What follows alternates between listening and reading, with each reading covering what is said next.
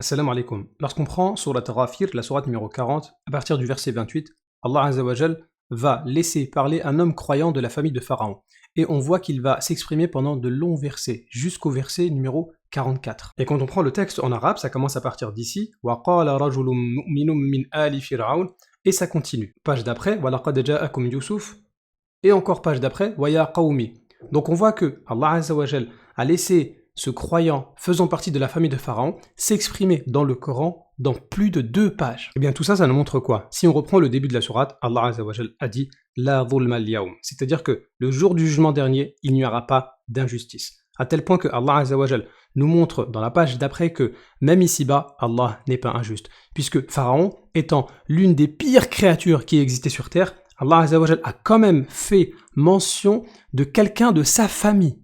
Une personne faisant partie de la famille de Pharaon, qui est l'un des pires qui existait sur terre, eh bien Allah Azza wa Jal, il cite quand même ces paroles dans le Coran plus que plein de prophètes. Dans le Coran, Allah Azza wa Jal cite des prophètes, mais parfois moins d'une demi-page. Et pourtant, lui, qui faisait partie de la famille de Pharaon et qui n'était pas prophète, Allah Azza wa Jal l'a laissé s'exprimer dans plus de 2 pages du Coran, qui sont récitées par les musulmans jusqu'au jour du jugement dernier. C'est-à-dire que, en islam, même si tu fais partie de la pire des familles, de la pire des races, mais que tu crois en Allah Azza wa Jal, Allah il peut t'élever au-dessus de plein de gens. Cet homme-là, ce n'est pas un prophète, et pourtant, Allah Azza wa Jal a cité de ses paroles plus que plein de prophètes. Et on peut prendre tout le Coran, il n'y a aucun homme, en dehors des grands prophètes, qui ont été cités sur 2 pages d'affilée. Et pourtant, ce n'est pas un prophète, et pourtant, il fait partie de Pharaon. Et c'est aussi le cas pour la femme de Pharaon, qui, bien qu'étant mariée avec l'un des pires qui existait sur terre,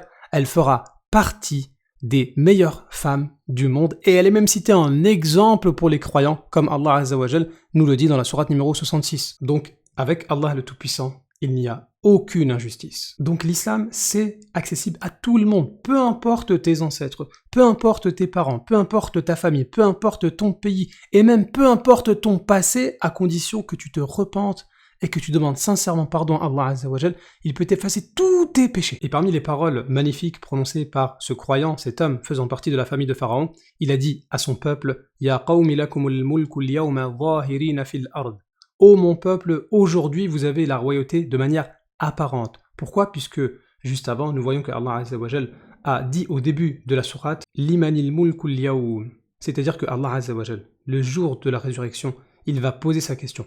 À qui appartient la royauté aujourd'hui? Non pas que la royauté n'appartenait pas à Allah Azza wa Jal, mais elle appartenait aux gens de manière apparente. Eh bien, le jour dernier, la royauté apparaîtra à tout le monde comme étant Allah. Elle était déjà Allah, mais elle sera apparente à tout le monde. Et ce jour-là, la dhulma al-yawm, pas d'injustice. Et cet homme-là, qui faisait partie de la famille de Pharaon, était obligé de cacher sa foi, puisqu'il avait peur de Pharaon.